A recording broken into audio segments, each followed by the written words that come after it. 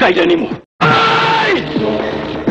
অপরাধের শাস্তি আমার প্রাপ্য, সেই শাস্তির এক চুল পরিমাণ আঘাত যদি আমার পরিবারের কারো উপর পড়ে, তাহলে এই হাজত তো দূরের কথা, কারাগারের কঠিন প্রাচীরও আমাকে আটকে রাখতে পারবে না।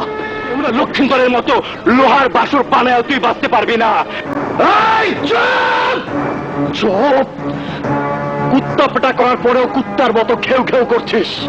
ভালো করে শুনে রাখ, তোর ভাইকে আধমরা করে হাজতবাসী হয়েছি, দরকার হলে তোকে খুন করে ফাঁসিতে ঝুলবো। মিস্টার জমশের, যা দেখেছি তা ভুল দেখেছি মনে করে নিজেকে সান্ত্বনা দিলাম, কিন্তু এরপর যদি এই আইনের জায়গায় দাঁড়িয়ে কোনো বেআইনি কাজ করো, তাহলে সে অপরাধে তোমাদেরকে হাজতে থাকতে হবে। ইন্সপেক্টর, কাকে কি বলছিস জানি?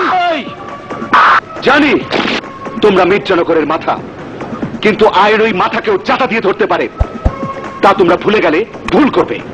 ইন্সপেক্টর, আমি দেখতে চাই তোর আইনের ক্ষমতা কতদিনের থাকে।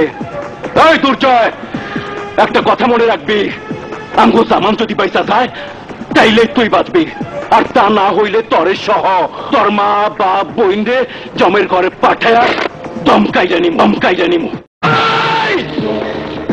অপরাধের শাস্তি আমার প্রাপ্য, সেই শাস্তির এক চুল পরিমাণ আঘাত যদি আমার পরিবারের কারো উপর পড়ে, তাহলে এই হাজত তো দূরের কথা, কারাগারের কঠিন প্রাচীরও আমাকে আটকে রাখতে পারবে না।